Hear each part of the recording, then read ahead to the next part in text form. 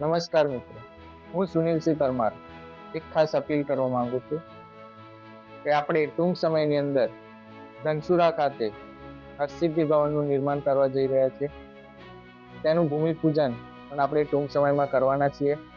ખાસ તો એ વાત છે કે આપણે જે ઇન્સ્ટાગ્રામ આઈડી પર હરસિદ્ધિ ભવન જે અરવલ્લી આઈડી છે તેની અંદર ઘણા લોકોના કોમેન્ટ આવે છે કે કઈ જગ્યાએ નિર્માણ કરવાનું, તો તેની પણ જે વિગતો છે તે આપણે ટૂંક સમયની અંદર જાહેર કરીશું.